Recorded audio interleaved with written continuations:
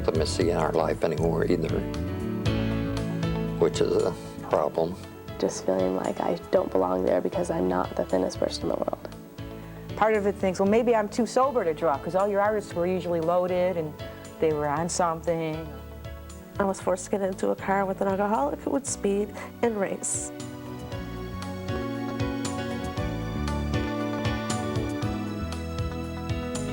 Hi, I'm John Carlson.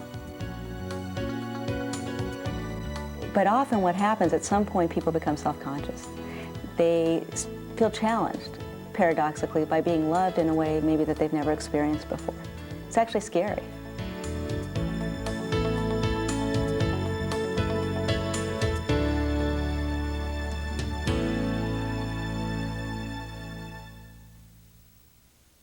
Hi, I'm John Carlson.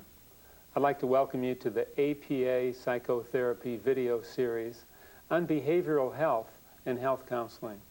This program is on sexual health, and our guest is Dr. Lisa Firestone. Welcome, Lisa. Thanks for having me, John. This is such a difficult area to work in, the whole area of sexuality, because I'm not really sure how much of the problem is physical, how much of the problem is psychological. How do we tell that? Well, sometimes it's hard to sort it out because often psychological issues compound the problem, even if there was a physical source. The ways that people attack themselves for having these kind of problems, the way it makes us feel about ourselves when we're having these kind of problems, make the problem more difficult.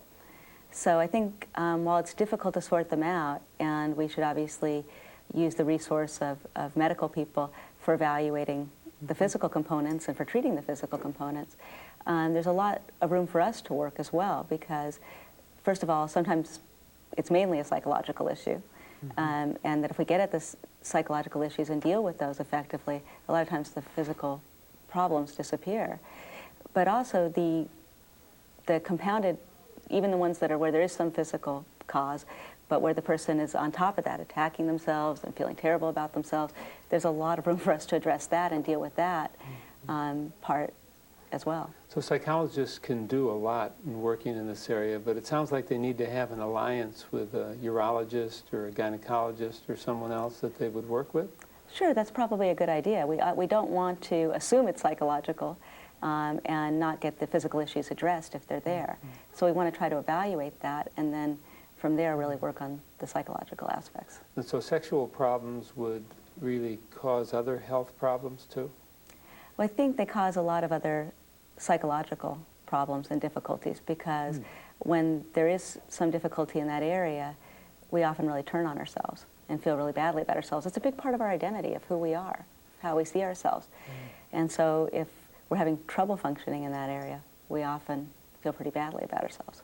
I see. So the behavioral of poor sex functioning would affect one's beliefs about themselves, the attitudes, thoughts, and we just take off from there, I bet. Yes, it's a lot of room for us to take off from there. Is there a process that you follow in your work? Are there steps or stages that you work through when somebody comes to see you? For a sexual problem, is that in particular? Yeah, you know, I'd want to obviously get a history of what their relationship had been like, what their sexual history had been like. And you have some forms that you give to people ahead of time to provide that history? I do, but I also take it in an interview format with them as well. But the usefulness of forms is just getting a lot of information without having to waste as much time. I also give them forms, though, about their thought processes, about their relationships, and about their sexual function. Because what I'm really interested in is how much negative thinking do they have going on in the area of their sexuality, in terms of attacks on themselves and how they're performing sexually or not performing, attacks on their partner, criticisms of their partner, not trusting their partner, those kinds of thoughts. And then also just thoughts about relationships in general or sexuality in general. Sometimes people have a lot of guilt about sexuality or feel like they shouldn't be talking about it or shouldn't be thinking about it. And they might have stereotypes that at certain ages you're supposed to give up sexuality and things like that. So I'd also want to explore what their thoughts were about sexuality in general. Because that really gives us kind of an inroads to working on these negative thoughts. So you begin then with this history, this assessment of really looking at the thoughts, the beliefs that people have. in this area, what do you do then? Well, then we can directly address those thoughts in therapy. And we can particularly do this by a technique called voice therapy that was developed by my father, Dr. Robert Firestone. And it's a technique of giving voice to these negative thoughts. That's why we call it voice therapy. So what we have people do is, instead of just stating the negative thoughts they have about themselves, I'm no good, I'm a failure, I'm never going to amount to anything, we have them put it in the second person you, as though they were another person talking to themselves. So it's you're no good, you're never going to amount to anything, you're a failure. And we found a number of interesting things happen when people put it in the second person format. What they usually start off with is the thoughts that they're aware of on the surface, but then get to much deeper material. A lot of anger, a lot of rage towards self from very mild-mannered people where you've never seen any sign of this. A lot of pain and sadness also come up. So a lot of emotions. A lot of emotions, very strong emotions. And we often encourage people to get into it with the full emotion that's associated with it as an important part of it, because they get the emotional release. It also puts them in the hot emotional environment, if you will, to really start to change some core beliefs about themselves, to have some major shifts. And also, when they get into it emotionally, a lot of times what it leads directly to, without any intervention on our part, is insight about where did these thoughts come from. And we feel like that's very important, not in terms of attributing blame, but in terms of developing insight about where this came from, and also in terms of developing compassion for themselves. They didn't get this way from nowhere. These thoughts and feelings that they're having about themselves came from somewhere. And also it brings them out into the light of day so that they can actually start to address them. Because often, even though they're not fully aware of these thoughts, a lot of their behaviors are based on these thoughts. And if they can get access to what the thoughts are, they can do a lot to start to change their behaviors. They can make decisions to not act on the basis of these negative thoughts, to really act on based on what their own real self-interest is. So do the assessment and then the voice therapy, and that's what the intervention would, that's what it would look like. That would be one of the main interventions that I would want to get to. It's not necessarily where we would start. Okay. Because I need to build rapport with them. I need to partly start to educate them about this idea of thinking negative. Would be a piece of it. Negative thoughts about themselves. The questionnaire, the assessment instrument, is the first part of the education, because it sort of tunes them into some of the ways they're thinking toward themselves. And it also gives us directly thoughts that we can then bring into therapy and work with. But there's building rapport, there's dealing with where they are at with each other. But I really see that the treatment, even if you're working with a couple about these kind of issues, is focused on developing each person. And that when people develop themselves, they have a lot more to bring to the relationship. So even though this is about, the problem comes from relating with other people, you put the responsibility back on the person. Why is it that people, they come to treatment, I can see where it's really complicated just from some of the things that you've said, and then they make progress for a little while and then they just lose it? Or why do people start out so well in this area when they're, dating or in early stages of a relationship, then it just seems to go downhill? I think that usually in the early stages of our relationships that relationships usually even tend to start when we're feeling particularly good about ourselves, when we're maybe in a new situation, so we've gone off to college, for instance, and we're in a new environment, we're feeling a little more independent, a little more ourselves, and so we're a little more out there, and what makes us much more attractive to other people. And we get in a relationship, and initially it may be very good. There's a lot of talking early on in relationships, a lot of acts of kindness back and forth. People are having fun together. Often the sexuality is very lively, it's new, it's exciting to people. But often what happens, at some point people become self-conscious. They feel challenged, paradoxically, by being loved in a way maybe that they've never experienced before. It's actually scary. To be loved or treated in ways that make us have to change our identity or how we saw ourselves, particularly if we have the more strong our negative identity is about ourselves, the more negatively we see ourselves, the more challenging it may be. And what we start to tend to do is to do things to make the relationship and our partner act more like people in our past. We sometimes do this, first of all, even in our selection process. We select somebody who's a lot like somebody from our past, or who treats us in a way that we're comfortable with. But if we've messed up, let's say, and we've selected somebody who's not in our comfort zone, we tend to start to do things to distort them, first of all, to see them more like people from our past as It's treating familiar us. love, yeah. That's familiar love, but not positive. You know, and then if all else fails, we tend to provoke them to treat us in ways and actually get them to say to us the negative things we think about ourselves. And then we can fight it out with them, which is much more comfortable than having to own it ourselves, and the fact that those negative thoughts are within us.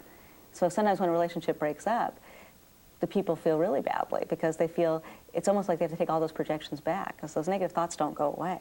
You get rid of that partner who's telling you negative things, it doesn't solve it because you think those things about yourself. So people want intimacy, but yet they're really afraid of intimacy, and then they tend to prevent it from happening?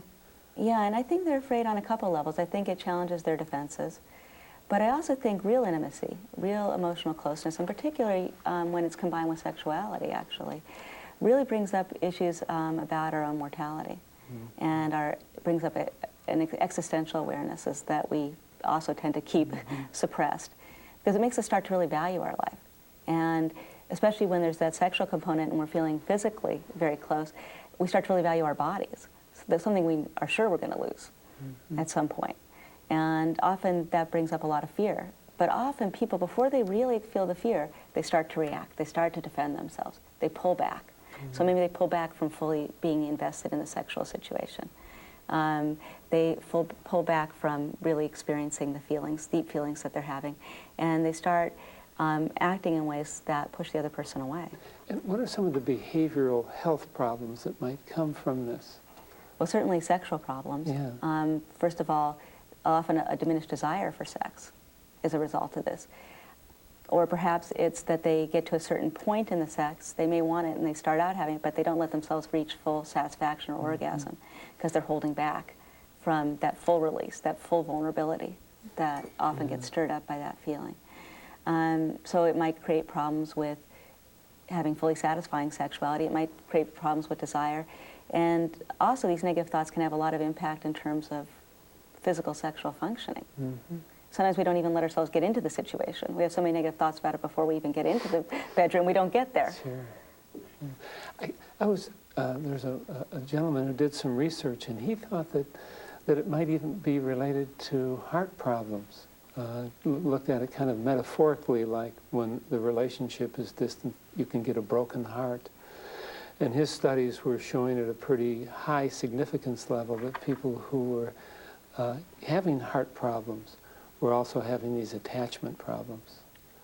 Absolutely. There's a lot of studies that showed that people who live more isolated, the more isolated you live, the greater risk you have of dying from all different kinds of causes, even though people who are isolated in the studies they've done aren't doing any more health risk behaviors. They're not drinking more, they're not smoking more, because they thought maybe, well, when you have a spouse around, they nag you about those things.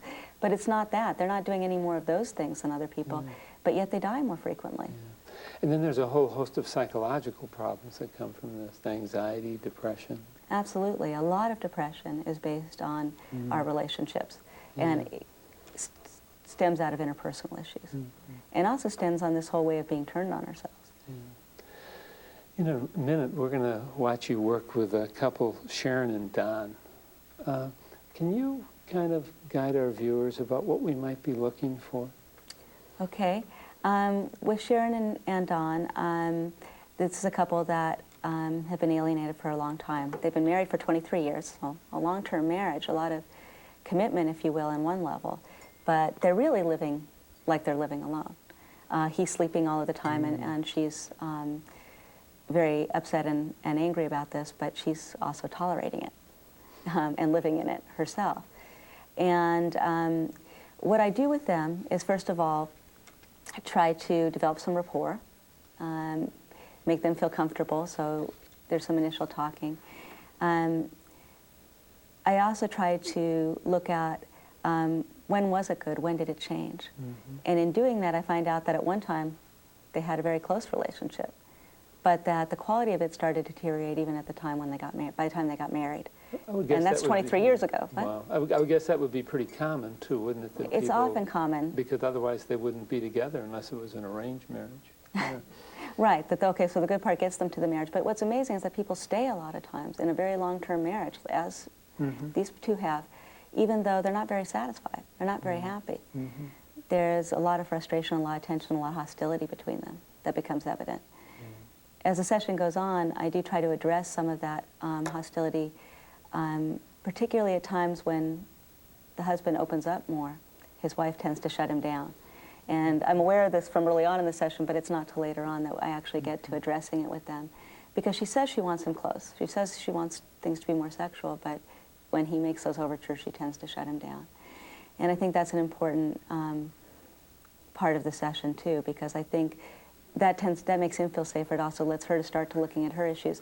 And then there's really a point where they kind of both start to take some responsibility for their part of contributing to this, and how they might have some responsibility in it. And I think that gives us a lot of hope for starting to work on it. I do attempt to do some of the voice therapy technique, especially with her, when she starts talking about some thoughts she has that discourage her from taking the chance when it is available to her with him, that she thinks, don't trust him again, and, you just get kicked again. And I tried to go there with her. She was clearly not quite ready to do that, and that was okay. This may be too early on in the process to do that, but I would obviously like to come back to it later on. Now, you sort of began this session on the run because you had given them some questionnaires to fill out. What was in the questionnaires and what did you learn? Okay. The first questionnaire was about their negative thoughts about themselves, about their partner, and about the relationships in general. That gave me some information about how the dynamics of how they worked was. A lot of her issues around being hurt came out in those, and feeling like she needed to protect herself against him came out. So I knew that that was a dynamic I was likely to see in the session. As well as her feelings like it's all his fault. That basically she's okay in it, but that he's not, and that definitely came out and manifested itself in the session. From him, I got a lot of cynicism and negative views toward himself, but also about her. So he feels like he's the bad guy in the relationship, but he also is pretty angry at her. And so that I was aware of. They also rated themselves and their partner in terms of how honest they were in the relationship, how affectionate they were, how able they were to have empathy, dimensions like that. He saw both of them as pretty lousy at doing those things. She saw him as lousy at doing them, but herself as very good at doing them. So I knew that was going to be an area of conflict, that they didn't have the same perceptions. And I even started off the session talking about that they see each other differently than they see themselves. So that was an issue. And I also saw some about their attachment patterns that I gave an attachment scale.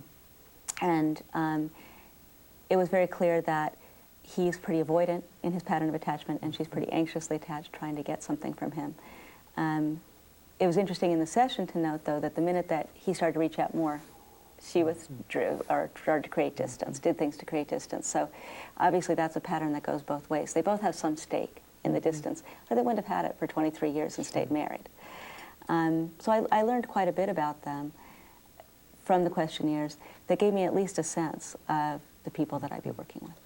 So if our viewers were to watch you, then they should watch you early on, just kind of assessing them, letting them enact out their dysfunctional patterns. Then you're going to make some interventions looking at their thoughts, their belief patterns. Try the voice therapy one, try to get both to take some responsibility for what it is that's going on. And also try to offer them some hope by remembering what it was like early in their relationship. And then when they did really have fun together. And I mean, sometimes you do get couples where they say, well, it was never any good, and that's, that does happen, and then you don't have that to offer. But in most cases, the relationship started off because of some positive interactions between them. And for them, it turned out to be quite a bit of positive interaction. They were sharing, doing adventurous things together, they were talking quite a bit, and their sexuality was quite satisfying. So there's some hope. They have the ability to do this. And giving them that, reawakening that in them, really, I think, is a good starting point, too, for getting back there. Well, your optimistic ending right here before we go to the clip might fool some of our viewers when they see this couple at the beginning, but let's get started. Okay. I'm getting started tonight in thinking about the relationship the two of you have had, which has been going on a long time. You're married 23 years? 23. And so there's a lot of commitment there, taking the relationship pretty seriously. But it also sounds like you've been somewhat distant from each other for a long time as well. Yeah. You know, from what we've talked about. Mm-hmm. And so, and it seems like one of the focuses or difficulties is communicating with each other. Oh, yeah. Yeah, there's a lack of communication between us. Uh-huh. And one of the things I noticed from some of the sheets I had you guys fill out and work on is that I think you guys see yourselves differently than the other sees you to some degree. Probably. You know, your self-perceptions and the perceptions of how the other person sees you are different. Is that surprising to you? No, because if something doesn't go right, he always goes, well, I'm stupid. I'm so stupid. And I keep telling him, you're not stupid.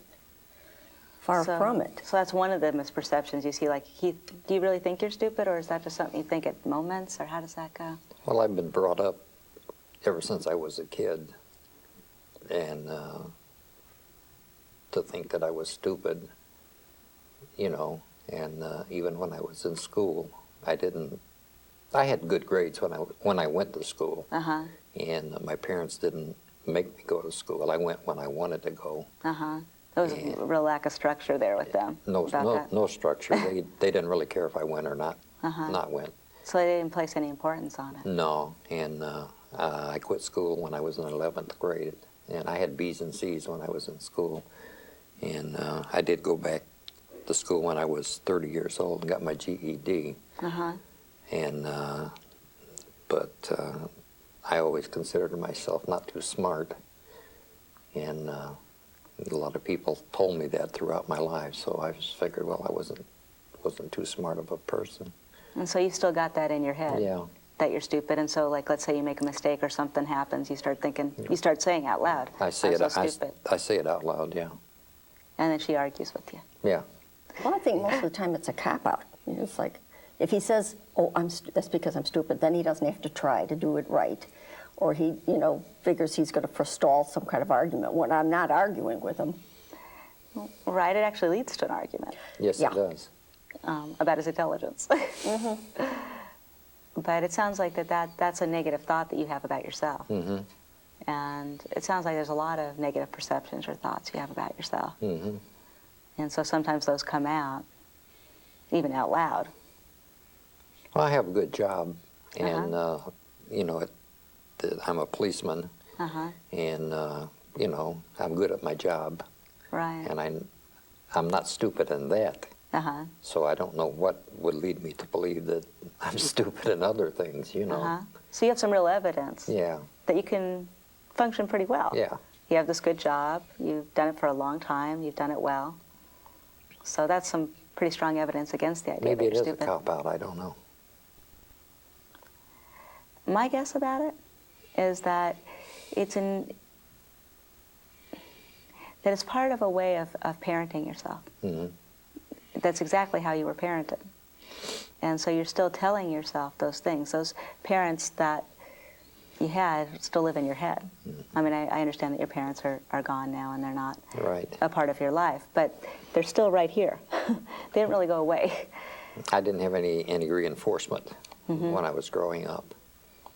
You know, no one to tell me, well, you're good, you know, you're doing good, you know, you did a good job, or, you know, get in there and fight for what you want, or, Uh-huh. you know, Yes, you're, but your mother always, you know, told you how wonderful you were. yeah, well, The sun rose and set on you. yeah, but not in the sense that what I really needed. Not in a way that really got to you. No. Does it get to you when she says that you're not stupid, that you're intelligent, that that's I- not really how it is? I don't believe it. So it doesn't really No. have anywhere to go in, No. almost. No. Just kind of bounces off. Yeah, it just bounces off. But I think that part of that is because you really have strongly those parents in your head Yeah. and thinking negatively about yourself. Mm-hmm. But that negative thinking, you know, I know why she gets irritated at it, because it's a barrier Mm-hmm. for her, because it's hard to push past. It's a way of defending yourself that pushes her away. Yeah. It makes you feel lousy about yourself, Yeah. but also pushes her away, That's true. you know, and creates a lot of distance. Yeah.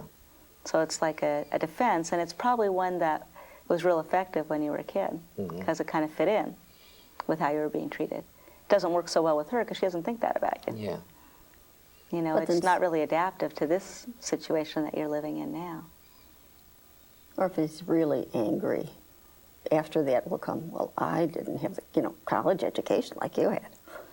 It's like, that doesn't make any difference. I mean, I know a lot of people that have, masters, bachelor, doctorates, and they can't go to the grocery store without help.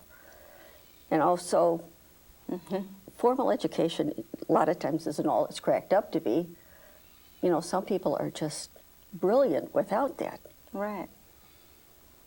I think he just does it to, he's feeling bad and down about himself, so then he figures he'll kick me a little. It's like kicking the dog. Well, you take it as an attack on you when he says that. Okay, when he says that he's stupid, or when he says that, Well, he doesn't have a college education like you do. Yeah, Okay. because it's kind of like, a slap. You feel The it way like a he slap. does it, yeah. Okay. The tone of voice and everything. Do you sense it? Do you feel it like that? I mean, are you mad when you say that? Yeah. Okay. So you're mad and frustrated at that Yeah. point. What kind of things get you mad? What creates distance between you guys? Just about anything. Okay. That's the truth. Just about anything. He hates being late for anything. I mean, if he's not at least a half an hour early, he gets livid. Okay. Or if I don't do something the way he wants it, or Does that happen very often? not too often anymore. I like being on time, Okay. you know. And But that's he been also- true always about you, Yes. I take it. Yeah. Okay. I like. And you don't like But going he early? also or- likes being alone. For years, it was like, we're going to sell everything and, move into the wilderness, where there's no family, no friends, nothing. And I said, that might be great for him, Uh-huh. because he likes to just go in his room and shut the door and, lock me out. But I am a very social person, so I can't live without people. She likes people around her, Uh-huh. and I don't. And he doesn't. So how has this worked out over 23 years? He works or sleeps. Would you characterize yourself that way? Yeah. On his Okay. days off, he will go to bed that night, and he's been known to sleep like 36 hours. Is that happening currently? Oh, yeah. I'm being treated for depression. Right. No, I I'm have- aware of I that, have and you're depression. taking medication. Right. You're bipolar. Bipolar. So that has something to do with it. You know, I don't know if that's all of it or just some of it, Uh-huh. but that has something to do with it. So But when he goes to the doctor, and the doctor says, how are you doing? Oh, fine. Never So felt wait, better in my life. your psychiatrist is prescribing your medication doesn't know that you're sleeping that much? No. yeah, he does. I told him. Yeah, but when I tell him, he says, oh, I think it's just a marriage problem. I was like, no. Wait, the doctor said that, or he said that? Doctor. Okay, the doctor said that. Yeah. So he thinks that you're Because- sleeping to get away from her. Yeah, because the difference between what he says and what I say, I'm overreacting. And, he should know because he's the patient. You should know how much you're sleeping. But you agree with it, you're sleeping that much. Oh, yeah. Yeah. hmm What do you think about it? Yeah, What do you, I can go to bed in the morning and stay there till the next day. Doesn't bother me a bit. I feel safe and secure when I'm in bed. that feels safer? What feels not safe? Being out amongst people. I don't like crowds. I detest being in crowds. I feel very unsafe in crowds. Okay. What are the thoughts, feelings that come up when you're in crowds? I don't know if it has to do with that or if it has to, I've been a policeman for 27 years, and I don't know if that's part of it. Uh-huh. I just don't like crowds. Okay. I have a fear of being had Okay. by people. When Or- you're in the house with her, though, I mean, you could stay home Yeah. ostensibly these 36 hours that you're sleeping. You could stay in the house. hmm and there's nobody else in the house. Right. Or are you staying at your daughter's right now? Is that Right now, Right now. we're moving tomorrow We're moving morning. tomorrow. Oh, you're okay. So Thank goodness. that's almost over. Yes. Is there a lot of people in your daughter's house, or just your daughter? Or? My daughter and her husband and three grandchildren. So you have been in a house full of people. Plus 2 kids. Plus 2 dogs, I mean. 2 dogs. We got 2 dogs, 3 kids, 3 grandchildren, and your daughter and her husband. Mm-hmm. And is this pretty tight quarters, or is this? No, it's a big house. No, she's got a big house. So it hasn't been. See, I like being with the kids. I just enjoy it. You know, So you've enjoyed this time at your Oh. daughter's house. well, my daughter's another story entirely, but the grandkids, I love being with these kids. I mean, I read to them, I make up silly stories, you know, tickle with them, play it. And I guess because I'm not judgmental with them, they want to be with me too. And they try it with him. And sometimes he'll go along with it, but not too often. It's like, Okay, but this is something that gives you a lot of pleasure. oh, yeah. But being in your daughter's house wasn't the easiest thing, I take it. You said something about Well, your I'm in daughter. her territory, you know, so I don't cook right, I don't clean right, I don't do laundry right. Yet, I says, I'm amazed that I got, you know, this far in life without. yet they were with us for 4 months while their house was being built, and we lived in a condo. You can And imagine how close very that was. tiny. That was really close. So you've Yeah. had sometimes a very tight quarters. Yeah. But the majority of the time you have been living on your own. Oh, yeah. I mean, since the kids have been older. Oh, yeah. Yeah. Well, the littlest one will be 33. So you've had a lot of time. A lot of Just time the two of alone, you. yeah. See, I don't even like that. I don't like the noise. I don't like the people. You know, I like being by myself. So how come you don't live alone? Hmm? So how come you don't live alone? Well, when it's just her and I, it's That's fine. okay. There's no noise. You know, there's nobody else around. I mean, if the TV Do you is sleep up. less when you're home? Well, I mean, sleep less hours when you're just no. in the house with the two of you? No. No. You're still sleeping 36 hours Oh, yeah. sometimes. Yeah. And if he does get up, he'll sit around and say, why don't you read? I don't like to read. Why don't you build a birdhouse? You know, anything. You don't want him Don't just want sitting to. there? He doesn't want to do anything No, but why do you want him to? because he just sits. I mean, he'll watch TV. If I try to talk to him, I can ask the same question 3 or 4 times. I go, did you hear me? Don? You know, I poke him finally. And he just looks at me, yeah. Well, why didn't you say you heard me? I mean, I can't get him to talk to me. I've taken him out to dinner. He hasn't said 2 words to me. Is there a time in your relationship when you used to talk more? Yeah. Oh, yeah. How long ago was that? God, The last time it was talkative between you guys? Well, when we first 8, 10 years? I don't yeah. know. No, Well, when you first got when together- we first got together and got married, we used to talk a lot and just get in the car and go for rides. We didn't care where we were going, just go someplace and stop and have lunch or whatever. Yeah, we'd go and you'd say, okay. We'd come to like a dead end, right or left? Left, and then we'd go on until So we you get another were dead end. adventuresome. You Yeah. would try new things Yeah. and not know where you were going. And it sounds like that was fun to both of you. Yeah, And you were talking a lot more then. yeah. And Yeah, he would We talk would- a lot. He would joke. I mean, it was funny. He would do all kinds of crazy stuff. And you Right. liked this craziness. You had fun with it. Yeah. So you were having fun. we would hold hands. We don't even do that no more. There's no intimacy in our life anymore either, which is a problem. How would you like it to be different? Well, I would like it to be the way it was. So there used to be more, so it was hand-holding. Yeah. Was there more affection Yeah. both ways? Yeah. Oh, yeah. I was And- always a very affectionate person. My family never showed affection. But, I mean, there came a point when everything just stopped dead. But you used to show affection to her. Yeah. And you liked that. You liked Yeah. her affection toward you. Yeah. But it just stopped. When was that? That was years ago. 1 year, 2 years, 5 years? As far as sex, at least 5 years. But when you started out, how was the sex? Great. It was great. It was good. So you were both really happy with it. Yeah. So you're having fun, you were joking around, you were talking more, and you were having sex. Yes. Okay, so Well, a it's lot of funny. things that you liked. What? Probably shouldn't say it, but before we were married, we had a lot more sex. Okay. That's true we were- of a lot of people, by the way. Once That we doesn't were make you married, unusual. boom, like Okay, once so a month, it's like, excuse me. okay, so before you got married, when you were having fun and you were having more sex. Okay. Once then- we got married, it dried up a little, and I would do anything. You know, I would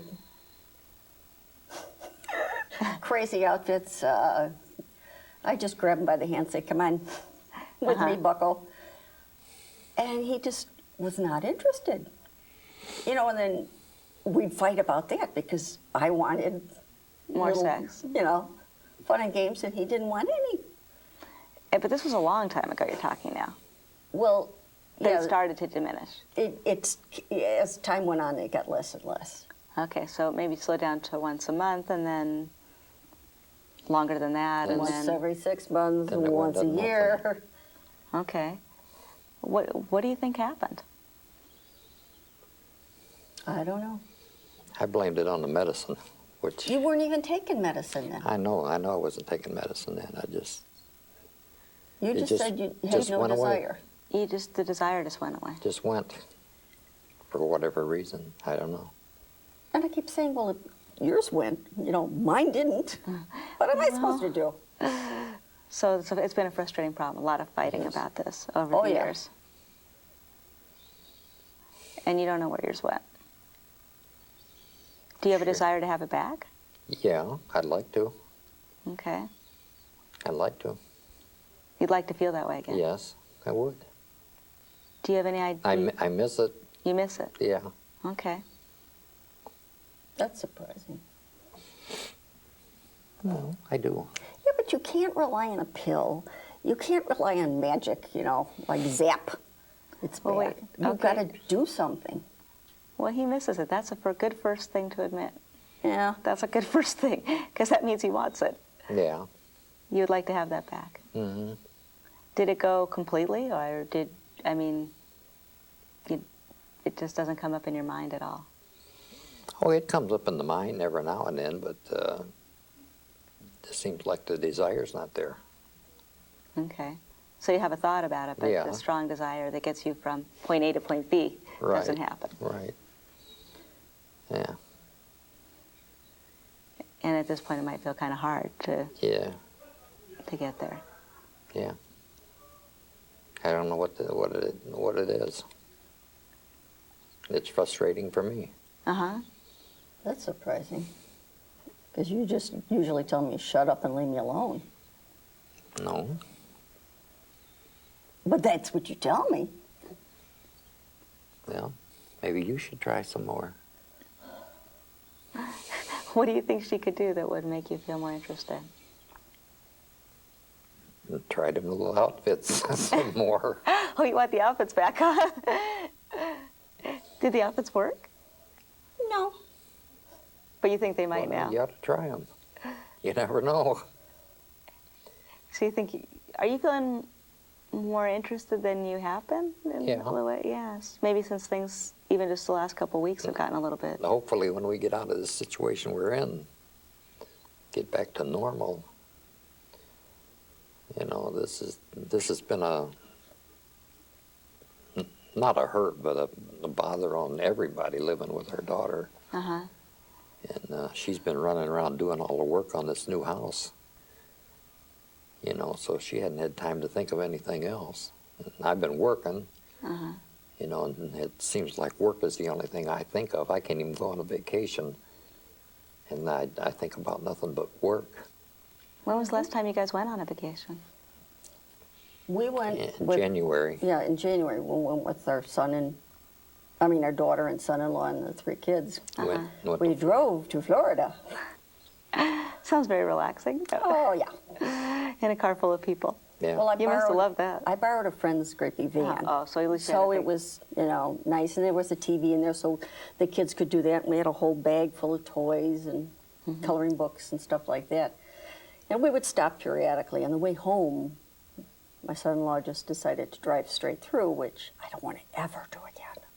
Yeah, it's not that pleasant. But all he could think of, you know, on the way down there, it's like, are we going to get back on time? I got to go work, you know.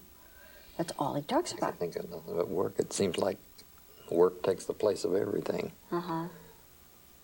You know, that seems like that's all my interests are is work. That's all he talks about. But is that really all your interest? No, there's other things in life, I guess. You guess. You're not so sure. I'm not Yeah, so but you sure don't that. talk about him. Uh-huh. That's the only thing you talk about. I know. It sounds like it's come to preoccupy you. Yeah. Well, in the last few years, that's all I've done. That's all I've done is work, and that's all I've thought about is work. So, you know, I've thought of nothing else. But it sounds tonight like you've thought a little bit about sex, Yeah, and you're a little bit interested, yeah, and you a little bit want her to try to revive that interest. yeah, Because, I mean, that sounded like you were open to it. yeah. Oh, I'm open. Yeah, but through my head it's screaming, why is it up to me? Everything has always been up to me. Okay, but let's think about what's in your best interest. Because you say you want more sex. And that for a long time you've wanted more sex.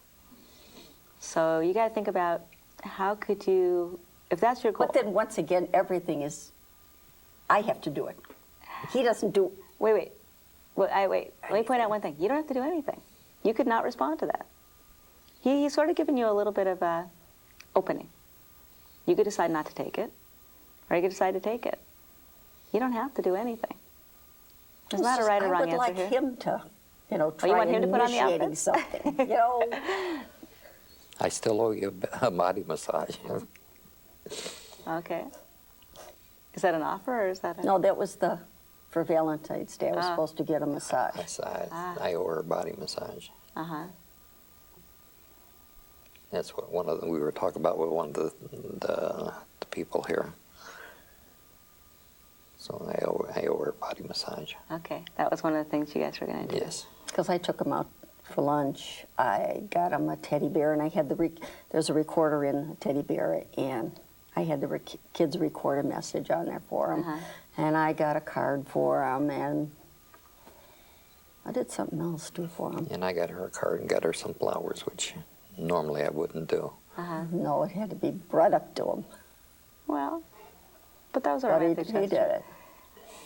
You know, the thing, one interesting dynamic that I observed between you is he starts to reach out a little bit, because like he put a little bit of an opening out there about sex. But you take it as an attack, like that means you have to do all this. But it's an opportunity if your real goal is to get closer, and especially to get closer sexually. It's like this little opening, which there hasn't been that many openings in a long time. Hasn't been any. Right. Okay. There hasn't been any. And you need to decide whether you want to take those openings when they come. It's not a matter of what you have to do, because you don't have to do anything. You could leave it just the way it is. But it doesn't sound like you're happy with just the way it is. I'm not happy the way it is. This sounds strange, but I'm almost afraid. It doesn't sound strange. I'm not surprised. You've gotten used to it the way it is. It's not that I've gotten used to it. It's just that I've put up with so much trouble from him, from all kinds of different things, that I'm afraid for him to just come in and say, okay, everything's over with, and here I am, and everything is just peaches and cream now, and forget everything that went on.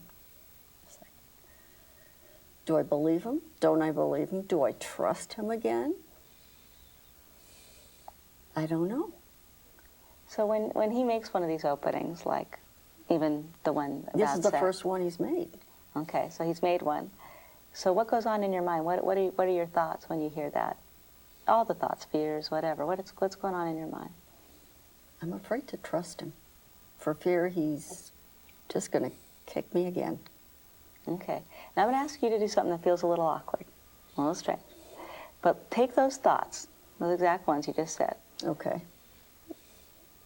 you know, about trusting him, and you might get kicked again, and put them in the second person, like another person was saying them to you. And just see how it would go. What are the thoughts that you have at that time? What's going on in your Well, head? if somebody else was telling me, I'd say, well, go ahead and try. Okay, now I'm not talking about an argument. I'm just talking about how do the thoughts go? Like, what would you be telling yourself? What are you telling yourself in your mind when he says, well, maybe you could try the outfits again? I could. I don't know. Sometimes beforehand, I would just like him to say, I'm sorry for all the, rough stuff that we've gone through and that he's put me through. Just that little thing. Just, I'm sorry. Because I've never been a hard person, have I? No. And if I could deal with what our kids have put us through, I can deal with anything. Yeah, ain't that the truth? So you guys have had your share of struggles with that. I've learned never to say what next because it happened. Uh-huh. And each problem was worse than the one before. Yeah. So there's a lot of strength here, too. You guys have gotten through a lot together. Yeah. Oh, yeah, we went through a lot with those kids. And they don't go away either, huh? Even when they're grown, they're still... Oh, they still come. There's still problems. Yeah. It still comes. Mm-hmm. Never stops. Mm-hmm. But I thought that it was important to you that you admitted that you were afraid or that you had fear. Yeah. Because as much as you want it, you're kind of afraid to take a chance on it, too. I mean, it's hard. It's not something you can, talk to anybody about.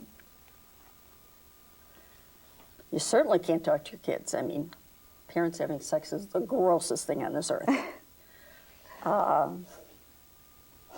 It's not something, it's pretty taboo in our society. Almost nobody talks about it, except yeah. in, sort of ways to sensationalize it or what you see on TV and that kind of stuff. But other than that, nobody even talks about Well, it. Yeah. I mean, like our kids' age. Mm-hmm. They talk about it. I mean, they talk about stuff that, makes your hair stand on end. You're not sure And- they want you to talk about it, huh? Yeah, it's like, Want to talk to you about it. in my day and age, we never talked about this. Well, it's like, yeah, but you're a dinosaur. It's kind of the way you were brought up. You didn't talk about it, so it's kind of hard to talk to. I've got two sisters. It's even hard to talk to them about it, Uh-huh. and so I feel like I got nobody to talk to. I mean, he's part of the problem, so I can't exactly talk to him. I don't want to start a fight. Uh-huh. So you guys haven't been talking about sex for a long time. No. It just hasn't, but at least it's coming up as a live topic again. It's raising its head again, and you even sounded a little bit open to wanting to have those feelings again. Yeah, I am. It's just that we need to sit down and just open it up and talk about it. Uh-huh. I try, but you have to move your lips too, Bucko. Well, he is right now. Yeah. See, that's the thing. One of the things I notice is when he starts to open up a little bit, then you get mad at him about not opening up, And partly that's because of all the old hurt and the Yeah. times he hasn't. But it's a sure way to shut him down. It's not in your best interest. Because you really want him talking, right? Yeah. I believe you. You want him to talk more. Oh, yeah. But if you want him to talk more, when he makes those little openings, when he is opening his mouth about it and he's talking about it, you got to draw him out. Not say, but you never talk about it. Because that just is going to make him mad again and make him go back in, and he's going to be true. Well, he'll talk to other people. It's just like he won't, for some reason, talk to me. But he's talking to you right now. See there? I do move my lips every now and then. Mm-hmm. And there's ways you could learn to encourage it. That's all I'm suggesting. Because it's a real goal of Tell me how yours. to encourage this. Well, one of the things is not to meet it with, but you never do that. Or how come you haven't done that before? Or why now? Why the outfits now? They didn't work before. Just take them. It's taking a chance. On being I open. always been cursed with this thing to find out why something works, why it doesn't work, But the problem with why is that when you ask why questions to another person, they almost always feel on the defensive. Yeah. Because we don't know why. I mean, why do you feel tired? Why are you this? We come up with reasons, but we don't really know why. And it tends to make us defensive, So why do you sleep so much? Well, no, I mean, that makes a person feel defensive, or yeah. why do you talk so much, It sounds like an attack, kind of. Yeah, and I know when it's coming out of my mouth that I sound real bitter to him. And I lash out, and I honestly don't mean to. No, you definitely don't mean to, because that's not what you really want. No. One thing that's real important with our relationships is to set goals. How do you want the relationship to be? And then to look at whether our behavior matches with those goals. So a lot of times we say we want to be closer, and we want things to be more sexual or whatever it is, but our behavior doesn't exactly match with those goals. Because we end up saying things like when he says, you say you want him to talk more. Mm-hmm. And he started saying some things, even that he might be interested in sex, something you want to hear, right? Mm-hmm. But then the tendency is to say, well, why are you talking about that now? Or where did that come from? Or how come we haven't talked about it for 5 years? Or you know what I mean? Yeah. And that kind of shuts the person down. It doesn't go along with our goal. So your goal, right, of wanting him to talk more, you got to savor those precious moments when he does talk. And if it's starting to happen more, great. By encouraging it, by saying something back that's going to make him more likely to say something else instead of more likely to shut up. And it's not what we feel like, because there's a lot of anger about this over a long period of time, yeah. right? Okay, that's been simmering. Yeah. But taking it out on him when he's making the efforts just gets you back to that. Yeah. Same result that you weren't very happy with. I'm not saying that you have to drop all the anger, but I'm just saying that it might be better to vent it to somebody else and not take it out on him, because it's very likely to make him more quiet. And that's not what you really want. Maybe I could make crank phone calls. Yeah, there you go. Just vent to a stranger. Right, absolutely. Or vent on paper. It's another good way to get it out. I used to do that. Uh-huh. I'd like this and write everything out when I was furious. Uh-huh. Or I'd clean house when I'm furious. Uh-huh. And then I would rip it up. Mm-hmm. Because I didn't want anybody to find it. Right, because some of that stuff that spills out isn't what you really think and feel. No, at the moment it was. At the moment it was. It was honest. But Yeah. it's not honest to what your real goals are in life and what you really want. It's actually would sabotage them for somebody to read it, probably. Yeah. Well, also, my whole life, I've never, ever wanted to hurt anybody. I've never even tried to hurt anybody. I mean, I feel if I accidentally, make somebody feel bad, I'm just devastated. Uh-huh. So I don't want to, hurt. I want to hurt him, but I don't want to hurt him. But isn't that true in intimate relationships? I guess There's so. all different feelings. And you got to let yourself have all the feelings. The feelings are okay. It's the behavior you got to watch out for. So you can feel like strangling him. Just don't do it. You can feel like yelling at him, but that's going to make him shut up more. So it's not really worth doing it. You can evaluate how you want your behavior to be, but you got to accept all the feelings because they're there. They're just part of you. I guess I have to learn how to vent without doing it to him. Yeah, because it doesn't help. It makes more distance between you, and Yeah. that's not what you want. It's not what you want. I have to do the same thing. Right. Because when I get mad, I take it out on her too. Uh-huh. Because I have nobody else to take it out on except her. Right. And that's why we got to teach you guys some strategies for preventing that anger that Yeah. doesn't take it out on each other. And a lot of it's anger at yourselves, too. I mean, it's all kinds of feelings, Oh, yeah. and getting it out, but not taking it out on each other. I agree. You feel a lot closer. Yeah. Because I've even come to the realization, at this stage in my life that I'm not what I thought I was. Mm-hmm. What do you mean by that? I thought I was a good friend, and then my friend died. We'd been friends like 36 years.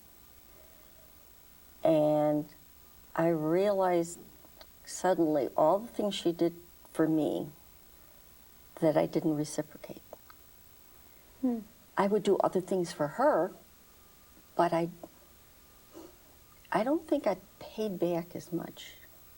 I think I was selfish. Huh. And it's, my grandmother used to say, too old smart means like you don't get smart until you get a lot older. And you realize things that you thought were true about yourself aren't. And other things that you thought, nah, that's not me, are. Mm-hmm. Yeah. And I think there's some ways that we hurt other people that are really hard for us to see because we don't mean to and we don't want to. And partly we do it out of reasons that have nothing to do with them. A lot of times that have to do with our own hurts or our own feelings. A lot from the past. And so we don't really want to be those ways, and when we see it in ourselves, it makes us feel bad. Oh, yeah. You know. But the point is not to beat yourself up about it, but just to do it differently. If you want to be a different kind of friend, to be a different kind of friend. I tend to beat myself up.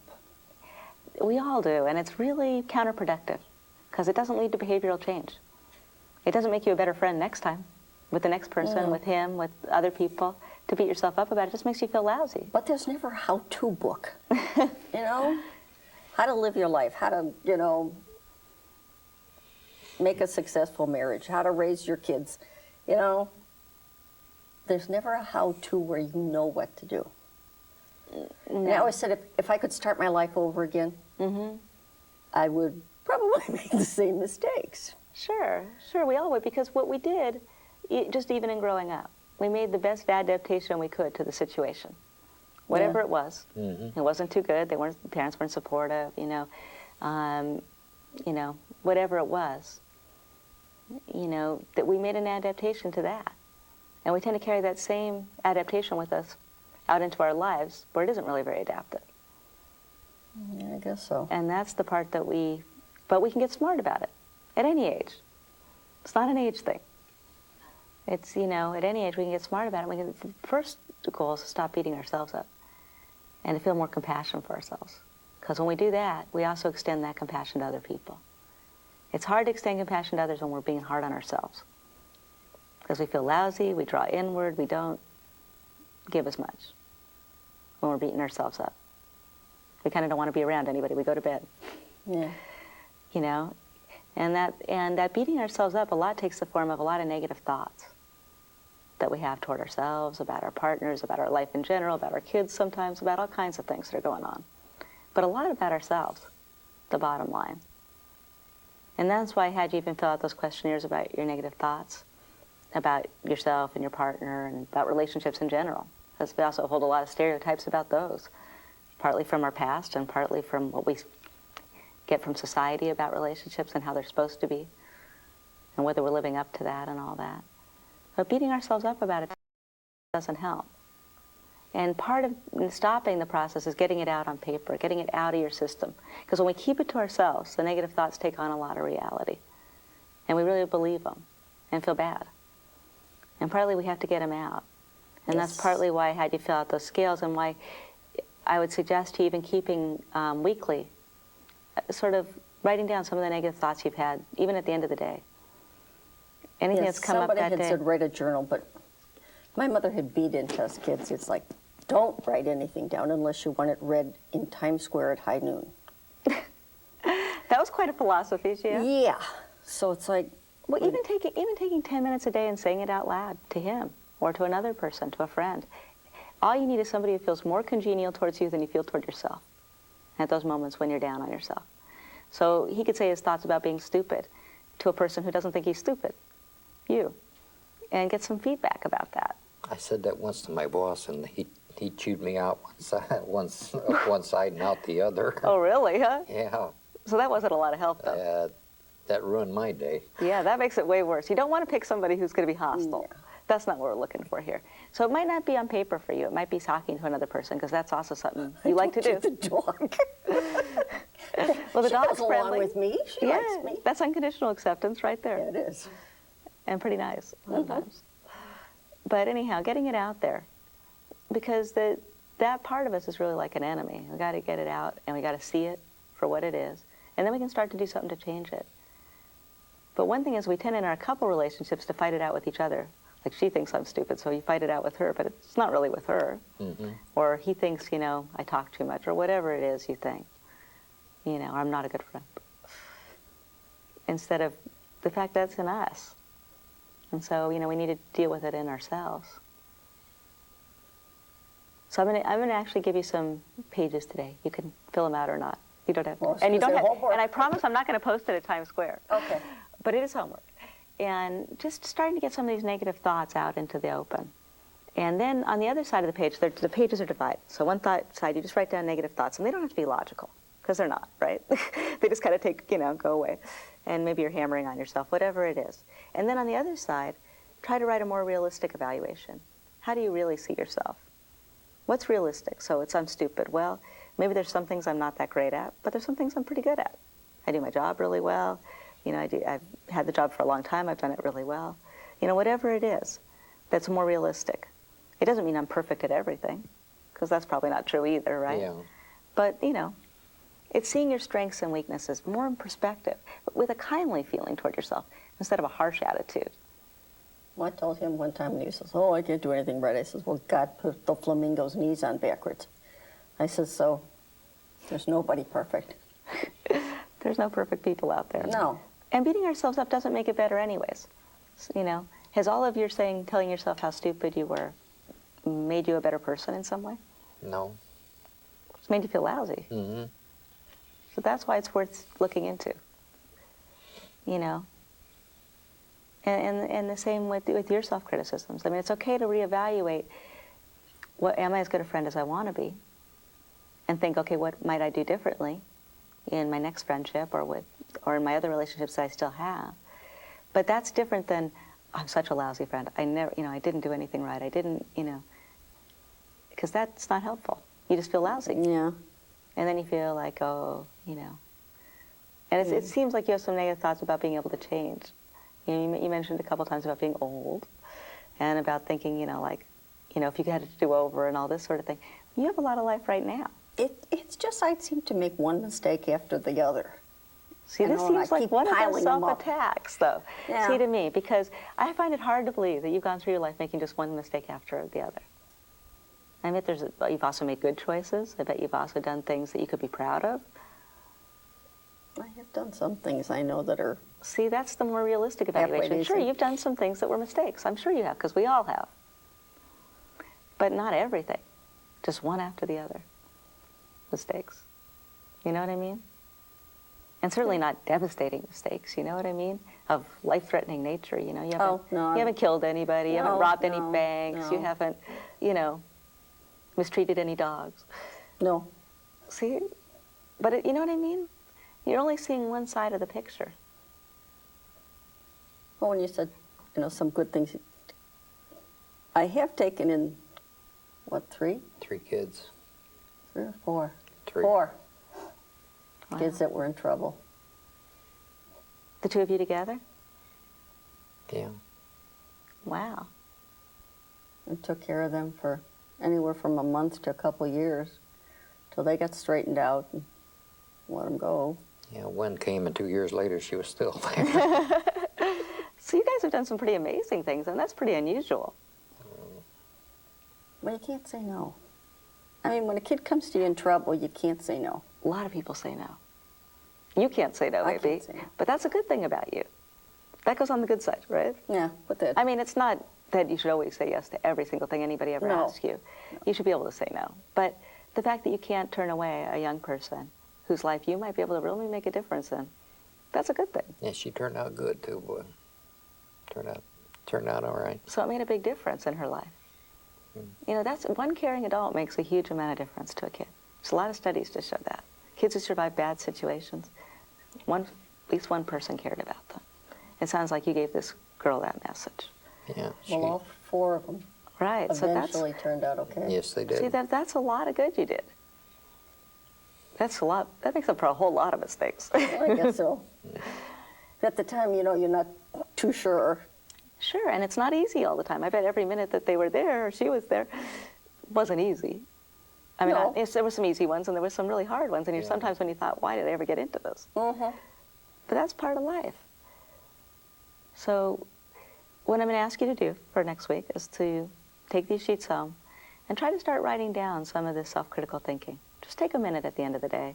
Just put it down on paper, because then you can subject it to the light of day. And then you can start to look at it. When we keep it to ourselves, it has the most power. And then start to think about what's more realistic. What's really true?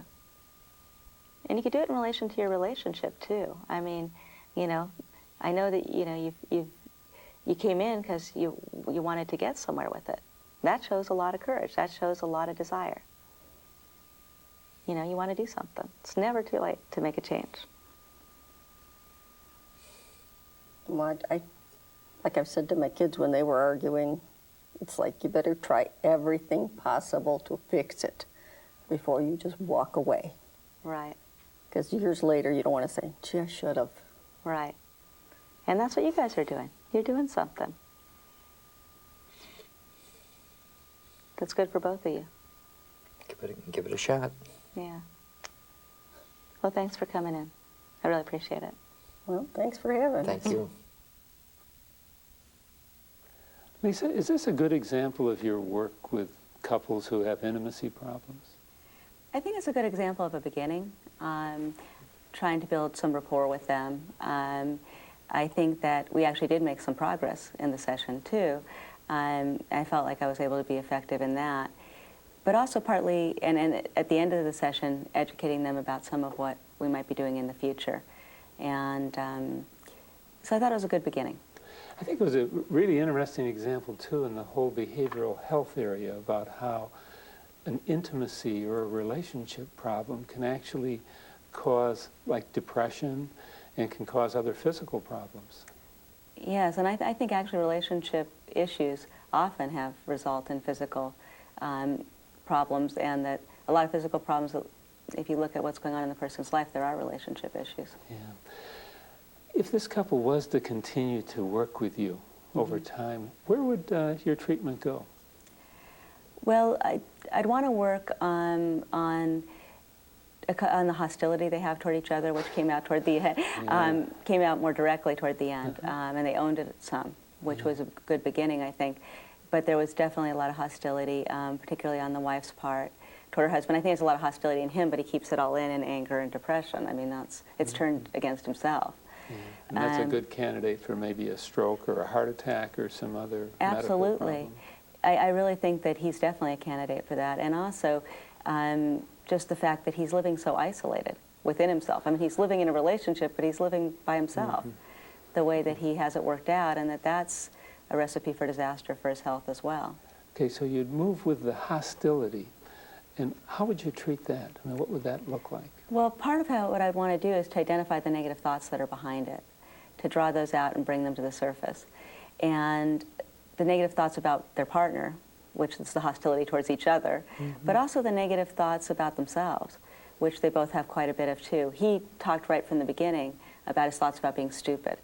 And so that was, I think, a good example of, you know, some of his hostility toward himself. I think it goes a whole lot deeper than that. And that's why I'd want to draw it out. I'd want him to get into it emotionally. So we would move off of the cognitions and focus more on the affect? On the affect. And how I would do that is I would have him say the cognitions, the thoughts that he has, but put them in the second person, as though he was another person talking to himself. And what happens a lot in our experience with that technique is that when people start to put it in the second person, that they get to material that's much deeper than what they start with on the surface. They start with the negative thoughts that they're aware of that are every day, like for him that he's stupid. Sounds like it's a pretty common one that he has. What he might get into is feeling like he's completely unlovable or unacceptable, which seems to be at the basis of what he feels about himself. That even in the session you could pick up that, you know, he's hiding and he's got all these walls up, but he feels pretty badly about himself, and that's part of why he's hiding from the world. So helping him get into that, but I would have him not just, again, as he's getting into it, to really encourage him to say it louder, to maybe intensify the emotion, to say it how he really hears it in his head. And a lot of times there's a lot of anger and incredible fury towards self that I think for him would be a huge release to get to. And I think it would free up a lot of energy that repressing these feelings is causing him. And a lot of that rigidity that he has that you can see in the session, the tension in his body, I think a lot of that would be reduced. And that would be his issue. What about hers? For her, in terms of her, she's got a lot of aggression toward him, a lot of anger, that actually ends up interfering with getting what she wants from him, because she ends up lashing at him at the times he's reaching out the most, which we did talk about some in the session. I think getting some of that hostility and anger out and being able to objectively look at it. What is it really about? Where did these negative thoughts about him come from? There's some from his behavior, obviously, but she's also extrapolating and making it more extreme than what it really is. And it might help her to get some perspective on that if she got it out. What are her ideas about men and women and how her prescription for how she's supposed to be in a relationship? And I think some of that would help her to make some shifts. She also indicated that she has some negative thoughts about herself when she started talking about her friend that she hadn't, who had died, and that she hadn't been a good friend. And I just think that getting to some of what that's about, she sounded like she had a lot of regrets. And then she even said she makes a lot of mistakes. So it sounds like this session was sort of like the first start, the tip of the iceberg, so to speak. And not that you have a crystal ball in front of you to know exactly what you'd do or when you would do it. Any idea how long it might take for you to work with a couple like this? I wouldn't think it would be brief therapy, but...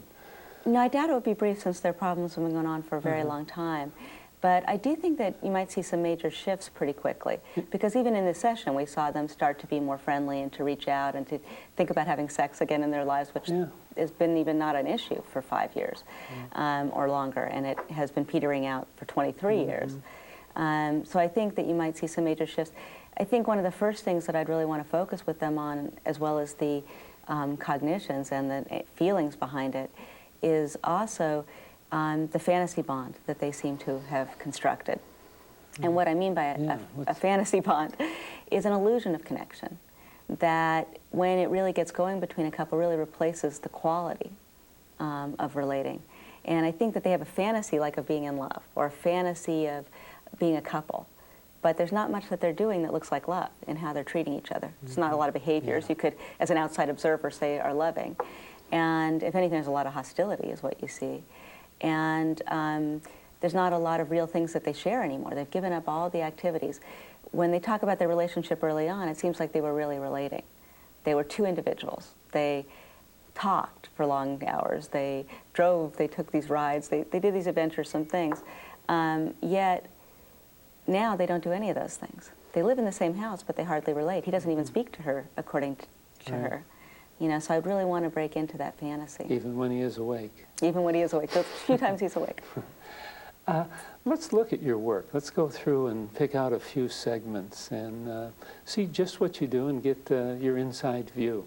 Let's start with a clip that comes pretty early in the session, and there's kind of a going nowhere dialogue in which he's so, you know, he's stupid, and he agrees that he's stupid, and he's not even right about being stupid. I mean, Okay. Let's watch. Okay. You make a mistake or something happens, you start thinking, you start saying out loud, I say "I'm it. so stupid." I say it out loud. Yeah. And then she argues with you. Yeah. Well, I think most of the time it's a cop-out. It's like, if he says, oh, that's because I'm stupid, then he doesn't have to try to do it right. Or he, you know, figures he's going to forestall some kind of argument when I'm not arguing with him. Right, it actually leads to an argument Yes, it does. about his intelligence. But it sounds like that's a negative thought that you have about yourself. And it sounds like there's a lot of negative perceptions or thoughts you have about yourself. And so sometimes... What were you thinking as you were listening to this, that kind of dialogue between them? Well, I was thinking that it told a lot about their dynamics. First of all, for him, some of his negative thinking and how he sees himself as a person. But also the way she chimes in and tells him he's wrong about being stupid is kind of the dynamic between them, that she defines him a lot, and that he sort of, then he's even wrong, like you said, about being stupid. And she comes across as aggressive and defining him in a negative way, even though she's saying something positive, you're not stupid. But she's arguing with him about it. I also think that it shows how he's defended his defense of thinking that he's stupid is also a way of warding her off. It pushes people away. So this was a good enactment of probably what goes on in their day-to-day lives. I would imagine, yeah. You didn't do much with this, though. Were you waiting or watching, or what was your thinking? I was waiting. I was trying to look at what were the dynamics between them. So I was getting information by watching it unfold in front of me. I wasn't yet doing anything different with it than probably what they're doing at home, but I was taking in and getting an idea of how they do relate. And it was letting me know that at some point during the session I was probably going to have to confront her about her aggressive style toward him in some way or another. I was getting alerted to that. So I was mostly at a data gathering stage at this point. Okay, and kind of building a rapport between you and them. Absolutely, trying to build some rapport and make them feel comfortable, just talking. Okay, well, let's look at another clip where Don goes and he talks about his negative thinking and negative parenting that he got in his life. Okay. And I'm not stupid in that. Uh-huh. So I don't know what would lead me to believe that I'm stupid in other things, you know. Uh-huh. So you have some real evidence Yeah, that you can function pretty well. yeah. You have this good job, you've done it for a long time, you've done it well. So that's some pretty strong evidence against the idea Maybe that it you're is a stupid. cop-out, I don't know. My guess about it is that it's part of a way of parenting yourself. Mm-hmm. That's exactly how you were parented. And so you're still telling yourself those things. Those parents that you had still live in your head. I mean, I understand that your parents are gone now and they're not Right. a part of your life, but they're still right here. They didn't really go away. I didn't have any reinforcement. I thought that was very interesting what you did there. You took a focus that I would have started to talk about their family of origin, and you brought it back onto the parenting within inside his head. Right, because I really see that as a problem today, and in general with my clients, that there's the parenting that we got, and we adapted to that, but we incorporated it into ourselves, which is the most damaging part. And I think long after we're adults, we're parenting ourselves, both nurturing ourselves and punishing ourselves the way we were treated early on. And that's our problem. Our parents aren't our problem pretty quickly. And certainly at his age, that his parents aren't even in his life anymore. They're both are deceased, but he's carrying them around in his head. And so he's still giving himself all those negative messages that he got when he was a child. And he's feeling pain and miserable and drawing in from that, but it's inside of him, and that's why I think we need to deal with it inside of him. And it sounds like this is just a small, but the first step towards getting him maybe to take some responsibility for the misery that he's created. Yes, to Or understand that. co-created, maybe. Right, co-created with her in their relationship, but even separate from her, he's created a lot of misery for himself in terms of how he feels about himself. Again, he didn't create it initially.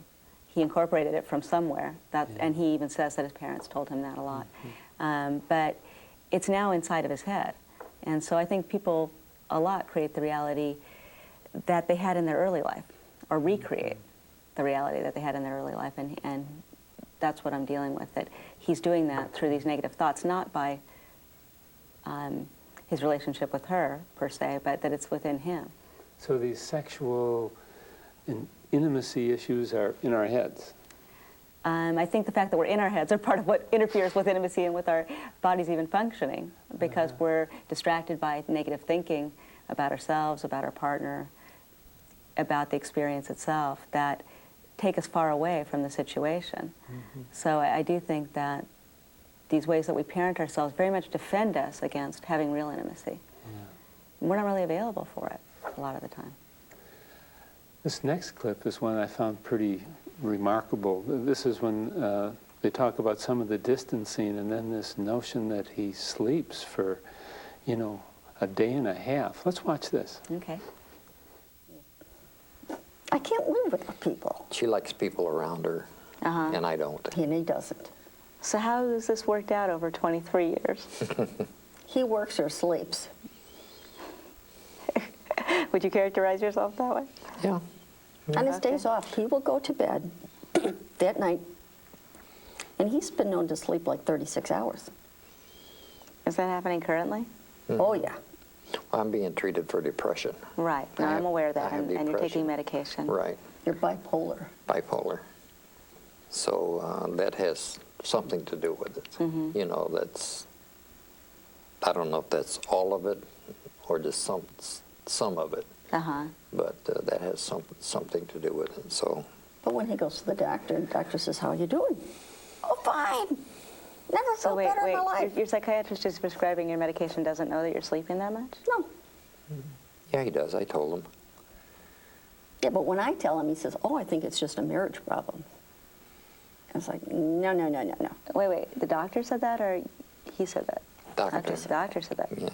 So he thinks that you're Because- sleeping to get away from her. Yeah, because the difference between what he says and what I say, you know, I'm overreacting. And, you know, he should know because he's the patient. You should know how much you're sleeping. But you agree with it, you're sleeping that much. Oh, yeah. Yeah. Mm-hmm. What do you think about it? Yeah, What do you, I can go to bed in the morning and stay there till the next day. Doesn't bother me a bit. You know, I feel safe and secure when I'm in bed. What do you make of all of this, Lisa, this sleeping forever? Well, he's obviously withdrawn, and I think that he's in a very inward state. And what I mean by that is a very self-protective state, where, you know, his safety, like he said, is being in bed and shutting out the world. I think he's very withdrawn, and I think that's a very dangerous state in terms of health, and both mental health and physical health, because he's not functioning in the real world. He's not functioning in terms of interacting or getting his needs met. He's meeting them in fantasy. In some way, he's taking the stance of, I don't need anybody else, I'm just going to stay here in bed. He's in a very inward state, and that really concerns me. And it's also probably a big contributor to the intimacy problems between them. What do you think of the psychiatrist saying, it's out of my hands, it's back to the therapist, this is a marriage issue? Yeah, well, part of why I was concerned when I heard he was sleeping 36 hours and afraid that maybe his psychiatrist didn't know was there a physical component to this? And it sounds like the psychiatrist doesn't think that at all. He thinks it's a marital problem. It made me think that part of that is he's walled off against his wife, and that part of he's avoiding her by sleeping. And so it made me wonder, he's created a situation that's adverse to him. First of all, in his selection process, he chose somebody who's critical of him, just like his parents were. They've really gotten into playing this out, and he withholds, and she's critical, and he just withdraws. And you know, every time he starts to come out, she tends to be critical. He withdraws more. And they're both pretty locked into their defenses. And they both feel pretty justified in their defenses, because he feels justified in sleeping because it's more pleasant, and she feels justified in being critical because he's not giving her anything. Yeah. So they're really locked into this pattern. This is, I mean, when we look at this now, we've got yet another component to this. We've got a sleep disorder. You know, how do you sort these things out? Do you treat the intimacy issue, the sleep issue, the bipolar issue, the... Well, I think that you treat each individual in the couples therapy. It's not that I would put them in individual therapy, but you would address the issues for each individual. And for him, I think that the style of self-parenting that he has going on, and the fantasy bond that he's created with her in terms of this illusion of a relationship where they're not really relating, that those two things need to get addressed, and a lot of other things would change. If they could break down the, first of all, acknowledge that they're in fantasy, that they're not really treating each other very nicely in reality, and start to change that. And at the end of the session, we get a little bit of a light on what it used to be like between them, that they used to have something like that. Then you can start to break that down. My guess is that as things started to improve between them, that he would sleep less. I don't think, so I'm focusing on that first. If the sleep doesn't improve, if he doesn't, or lack of sleep doesn't improve, if he doesn't stop sleeping as much, then I'd be concerned if things were, if the relationship was more pleasant. But my guess is that that's really is, like the psychiatrist thinks, a reaction to what's going on between them. So if we could address that, I think that would shift as well. And the sexuality would certainly shift. You know, the more intimate and close they were feeling, the more fun they were having together, like in the beginning of the relationship, I think the sexuality would improve too. Yeah, just picturing John and Yoko Ono, and they were in bed all the time together, living a very good life and a very close life with one another, so maybe she could join him in the bed or something too for 36 hours. If they could get where they were sleeping in the same room and maybe even sleeping in the same bed, it would be a lot more pleasant. Yeah. Let's look at this next clip, and I really liked what you did here because you kind of got a little bit provocative and asked him a question, why not live alone? You know, and I guess I was sort of thinking that too. He was sort of trying to talk like he didn't need anyone else in his life. Right. Let's watch. Okay. When I'll be 33. So you've had a lot of time. A lot of Just the time two of alone, you. yeah. See, I don't even like that. I don't like the noise. I don't like the people. You know, I like being by myself. So how come you don't live alone? So how come you don't live alone? Well, when it's just her and I, it's That's fine. okay. There's no noise. You know, there's nobody else around. I mean, if the TV Do you is sleep up. less when you're home? Well, I mean, sleep less hours when you're just no. in the house with the two of you? No. No. You're still sleeping 36 hours Oh, yeah. sometimes.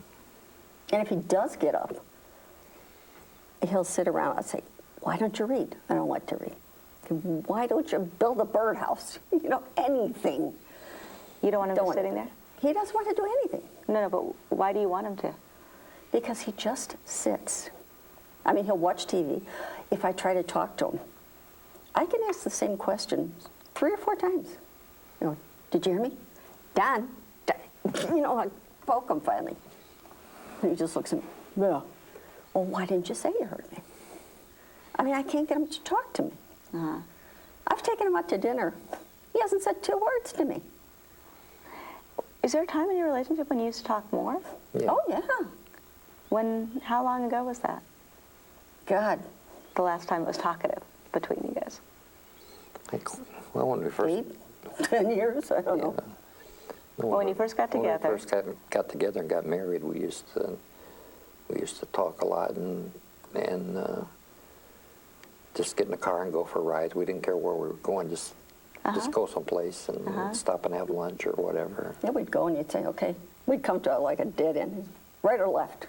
Left, and then we'd go on until So we you get another were dead end. adventuresome. You Yeah. would try new things and Yeah. not know where you were going. And it sounds like that was fun to both of you. Yeah, And you were talking a lot more then. yeah. And Yeah, he would we talk a lot. He would joke. I mean, he would, it was, What do you make of this, Lisa? 20 years of no talking. I mean, that can't be good for somebody's health. No, I don't think it's been good for either of them. She's been doing, I guess, a lot of talking. He's been doing very little. But it's not good for either of them, obviously, for their health, mentally or physically. I think that they really have been in this illusion, this fantasy of connection. A little later on, they talk about in the beginning when they used to share things, and they really had fun together. But it's been a long time since they've been doing that. And she even dates it to when they got married, that things started to deteriorate, especially the sexual intimacy went down in frequency. And it seems like at some point they started off really relating. 2 individuals come together, they were attracted to one another, they had fun together. And pretty soon at some point when, I think probably when either of them became self-conscious about that, when it stood out to them that they were outside of the identity they had formed in their family. It's not a conscious realization. The anxiety just comes. And what you do is you change the situation. And in essence, they change the situation back into one where they're miserable but comfortable. So he's got this critical parent in her. He's now got it out there. And he can fight it out with her rather than realizing it's in himself. She's got a very frustrating situation, which must be some way reminiscent of her early life. And she can't get what she needs from him. And she just keeps banging on the door, sort of. This is him. paradoxical things. Right, That they and push people away that they want close. That they want close, but they've created this fantasy. But they would say, if you'd ask them why they're together, they'd say, because we love each other. But it's very hard to see any love in their behavior. And so, and as this fantasy takes more and more hold, they may be thinking about each other in their mind, like even he admits he's thinking about sex with her, but she has no idea. He hasn't communicated any of this to her. That they're in this fantasy, but they're not really relating anymore, and the quality of their relating seems like it steadily went down. They stopped talking, they stopped being sexual, they stopped hardly relating at all, except to be kind of hostile toward each other. This makes so much sense because, recent data came out that stated that when people do separate or divorce, they still love one another. They're just not satisfied living together. And just like this couple, they probably really do love one another. Right. I think that from what they describe of their relationship early on, that it was very good.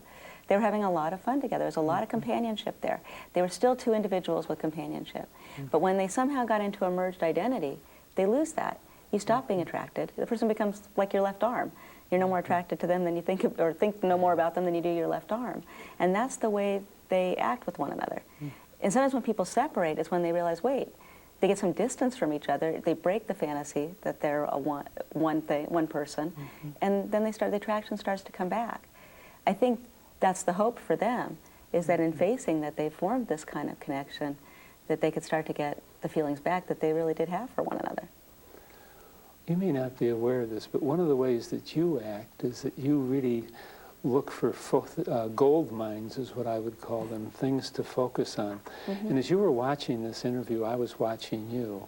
You're probably glad to hear that.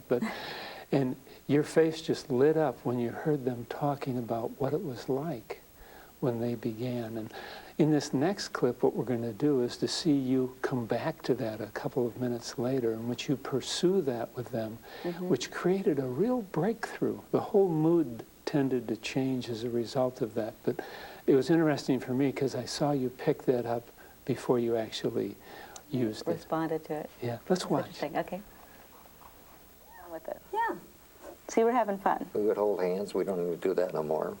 There's no intimacy in our life anymore either, which is a problem. How would you like it to be different? Well, I would like it to be the way it was. So there used to be more, so it was hand-holding. Yeah. Was there more affection? Yeah. Both ways? Yeah. Oh, yeah. I was And- always a very affectionate person. My family never showed affection. But, I mean, there came a point when everything just stopped dead. But you used to show affection to her. Yeah. And you liked that. You liked Yeah. her affection toward you. Yeah. But it just stopped. When was that? That was years ago. 1 year, 2 years, 5 years? As far as sex, at least 5 years. But when you started out, how was the sex? Great. It was great. It was good. So you were both really happy with it. Yeah. So you were having fun, you were joking around, you were talking more, and you were having sex. Yes. Okay, so Well, a lot it's of funny. things that you liked. What? Probably shouldn't say it, but before we were married, we had a lot more sex. Okay. That's true we with a lot of people, by the way. Once That we doesn't were make you married, unusual. boom, like Okay, once so a month, it's like, excuse me. okay, so before you got married, when you were having fun and you were having more sex. Okay. Once we got married, it dried up a little, and I would do anything. You know, I would crazy outfits. I just grab him by the hand, and say, "Come on, with me, Bucko," and he just was not interested. In this clip, Lisa, one of the things I noticed is that you seem to really help them to realize that the answer to this problem that's been plaguing them for over 20 years, they have it within them. Absolutely, they've done it before. They really did like each other. There was something really there to start with, and reminding them about that by them talking about it and telling the story, and bringing them back to that, you know, to the past and how it was, I think was really important for them because it really shifted their mood, and it did give them a different feeling about that they could do this. What I was seeing there was this concept of hope, that there's hope now where there wasn't hope 20 minutes ago. Right. Yeah. That they really could do this, that they really did like each other. There was real things that they liked about each other. They really had fun with each other. They really had companionship. They really had sex. And that they could get back to that. And it's interesting, though, as we move on to the next clip we're going to watch, just how short-lived that was. I mean, just before they started to move back to undermine this, if he would say something positive, then she would come in with something critical. Absolutely. Let's watch this piece. Okay. And you don't know where yours went. Do you have a desire to have it back? Yeah, I'd like to. Okay. I'd like to. You'd like to feel that way again? Yes, I would. Do you have any idea? I miss it. You miss it? Yeah. Okay. That's surprising. No, I do. Yeah, but you can't rely on a pill. You can't rely on magic, you know, like zap. It's bad. Well, wait, You've got to okay. do something. Well, he misses it. That's a good first thing to admit. Yeah. That's a good first thing, because that means he wants it. Yeah. You'd like to have that back. Mm-hmm. Did it go completely, or it just doesn't come up in your mind at all? Oh, it comes up in the mind every now and then, but it seems like the desire's not there. Okay. So you have a thought about it, but Yeah. the strong desire that gets you from point A to point B doesn't happen. Right. Yeah. And at this point, it might feel kind of hard to Yeah. get there. Yeah. I don't know what it is.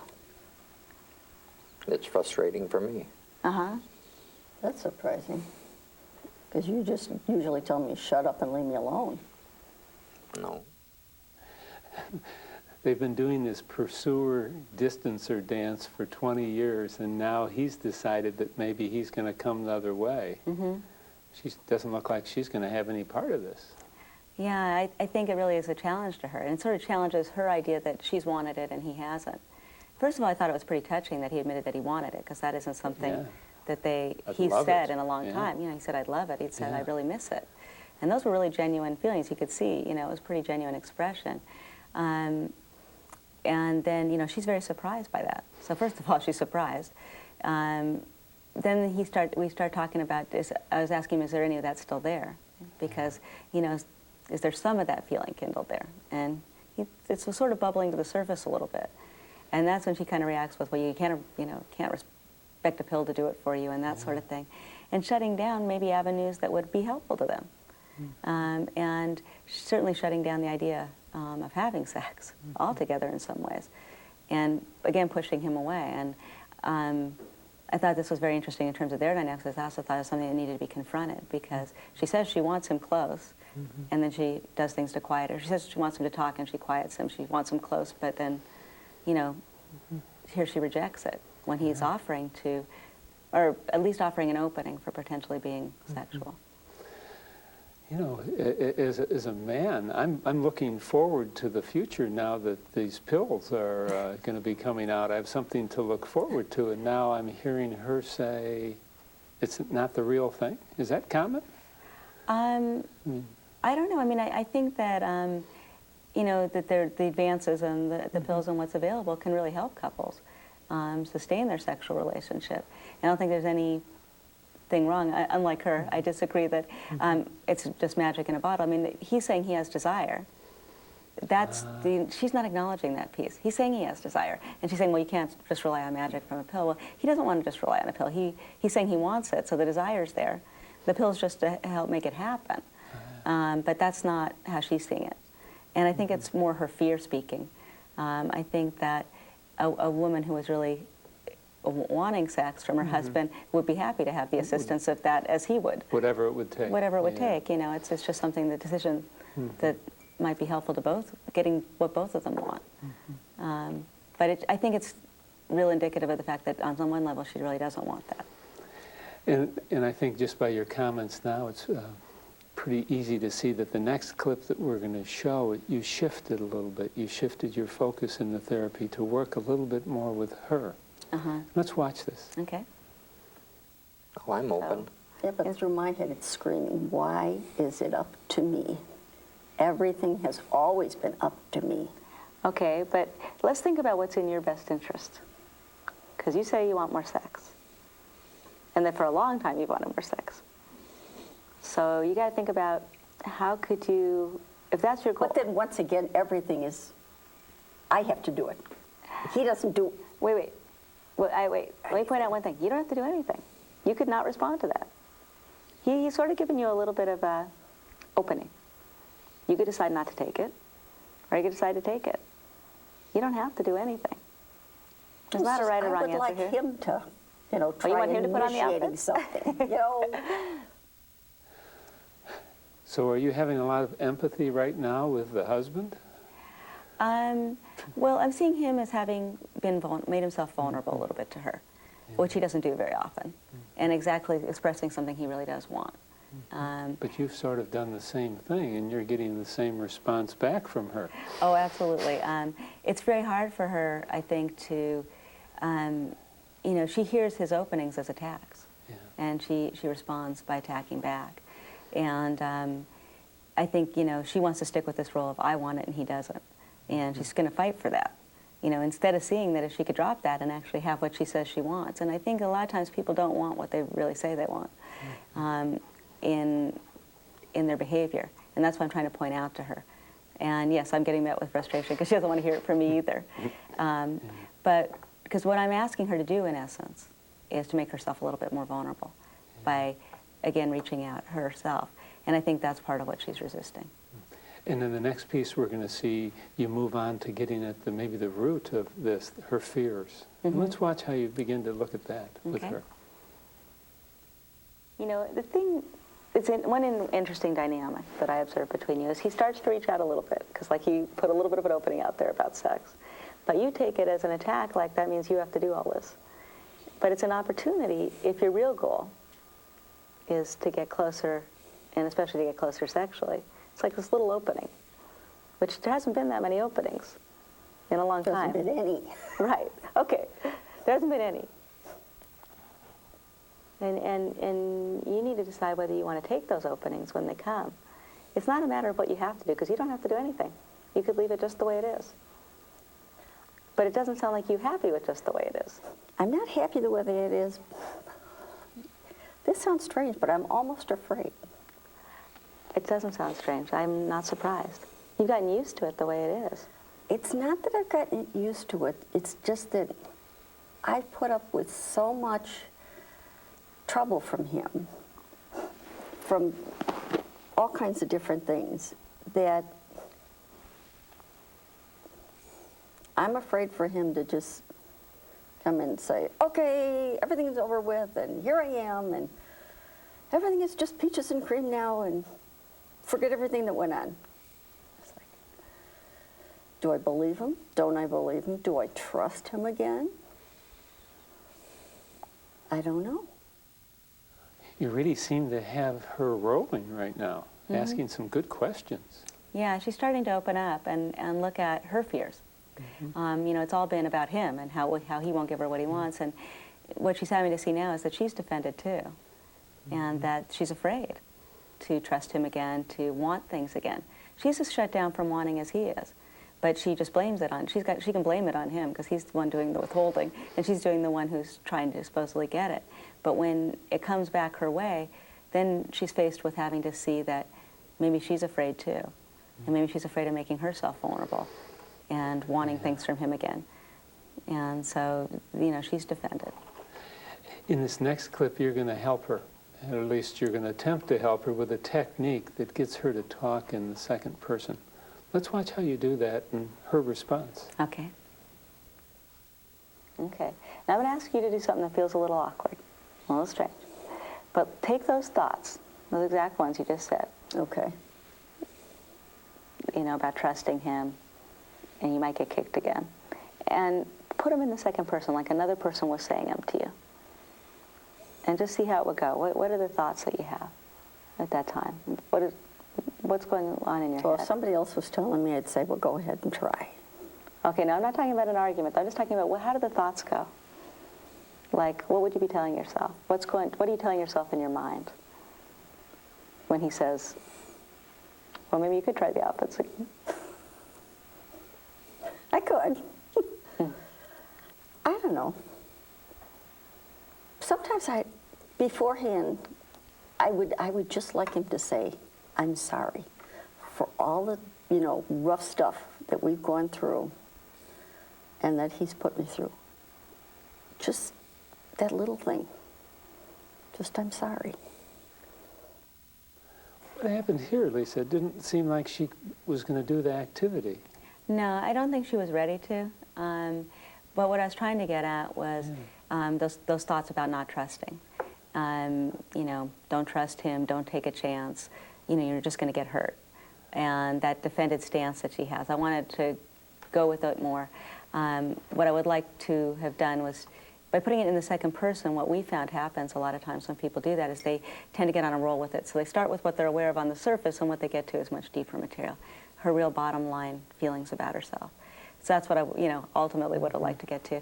I also would have liked to get to the affect or the feelings that are behind that, that don't trust, that don't care, that, is often a lot of hostility towards self in how these thoughts come out, and then a lot of pain and sadness. And this often leads people to have some insight about where these thoughts came from originally. Where did she learn not to trust? It wasn't just in this relationship. It's a defense she's had for a long time, but she's chosen a partner where that defense fits.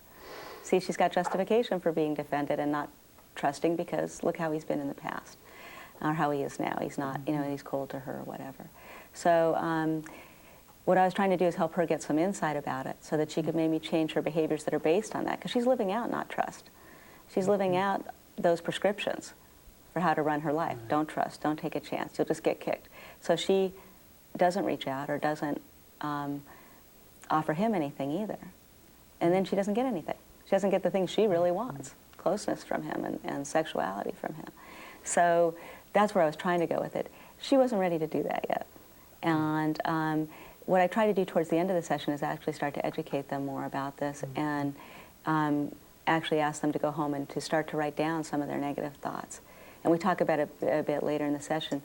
That would be a good beginning to then trying this again with her. But at this point, it's not going to happen. So that was kind of a gentle way of helping her to maybe look at, how she sees things and how that affects the way that she behaves. Absolutely. In this next piece, you took another tool from your kit. It was more of a hammer on this one. It was a nice velvet-covered, gentle hammer. But you confronted her in her role in silencing her husband. Let's see this. Okay. Yeah. See, that's the thing. One of the things I notice is when he starts to open up a little bit, then you get mad at him about not opening up, And partly that's because of all the old hurt and the times he hasn't. But it's a sure way to shut him down. It's not in your best interest. Because you really want him talking, right? Yeah. I believe you. You want him to talk more. Oh, yeah. But if you want him to talk more, when he makes those little openings, when he is opening his mouth about it and he's talking about it, you got to draw him out. Not say, but you never talk about it. Because that just is going to make him mad again and make him go back in, and he's going to be true. Well, he'll talk to other people. It's just like he won't, for some reason, talk to me. But he's talking to you right now. See there? I do move my lips every now and then. And there's ways you could learn to encourage it. That's all I'm suggesting. So what were you thinking at this point in time in the interview? Well, it's something I think I'd been thinking from earlier on in the interview, that I kind of watched the pattern happen over and over again where he would start to open up or be more vulnerable or supposedly giving her what she said she wanted, and she would shut it down. She would come back with aggression. I knew in order to really make any progress in how they're interacting with each other that I was going to have to confront that at some point. And the velvet part of it was that I was trying to say, what do you really want? You really want him to talk. I believe you. You want that. But if you want to get there, you got to change your behavior because the behavior's not getting you there. And I think a lot of times we get locked into these behaviors that really shut our partner down and don't allow them to express the things that we supposedly want them to. I don't think it's that uncommon, but I saw this pattern happening with them, and I thought she needed to hear that at some point. Yeah, it's kind of that old classic case of one needs to shut up and one needs to show up if they're going to have a relationship that's going to work. Absolutely. But often when that dynamic starts to shift and the one person starts to show up, the other person is threatened by that. They want it, but they don't want it. And that's what I was trying to point out to her. And the idea of, what are your real goals for the relationship, and can you make your behavior fit with those goals? So she wants him to talk, that's a real goal. Then she's got to let him talk and draw him out when he's giving her when he's actually starting to talk as opposed to shut him down. Then she'll get more what she wants. The final clip that we're going to look at it's still about 10 minutes left from the end of your session, but I really liked it because it shows both of them starting to take some responsibility, both of them. Let's watch. Okay. My whole life, I've never, ever wanted to hurt anybody. I've never even tried to hurt anybody. I mean, I feel if I accidentally, make somebody feel bad, I'm just devastated. So I don't want to, hurt. I want to hurt him, but I don't want to hurt him. But isn't that true in intimate relationships? I guess There's so. all different feelings. And you got to let yourself have all the feelings. The feelings are okay. It's the behavior you got to watch out for. So you can feel like strangling him, just don't do it. You can feel like yelling at him, but you know, that's going to make him shut up more, so it's not really worth doing it. You can evaluate how you want your behavior to be, but you got to accept all the feelings, because they're there. They're just part of you. I guess I have to learn how to vent without doing it to him. Yeah, because it doesn't help. It makes more distance between you, and Yeah. that's not what you want. It's not what you want. I have to do the same thing. Right. Because when I get mad, I take it out on her too. Uh-huh. You know, because I have nobody else to take it out on except her. Right. And that's why we got to teach you guys some strategies for venting that anger that Yeah. doesn't take it out on each other. And a lot of it's anger at yourselves, too. I mean, it's all kinds of feelings. Wow. I mean, this was really some insight on their part, how they co-created this mess of a relationship that they have. Yeah. I thought it, you know, she starts off by saying that she doesn't want to hurt anyone, but then she admits she wants to hurt him, that there's part of her that feels that way. And this is the first time I heard her taking some responsibility for her aggression or how she does hurt him. And also then and I think partly because of hearing her take some responsibility, then he was able to take back some of his part too and say, you know, I do the same thing. You know, I act out my anger on her. And so, you know, it's a real good beginning place to start to really address that. And there still is a little bit of time left in the session. That was when you were going to do this education you mentioned before? Yeah, that's when I started talking a bit more about these negative thoughts and about starting to get them out. We talked about writing them on paper, then being able to subject them to a more realistic evaluation.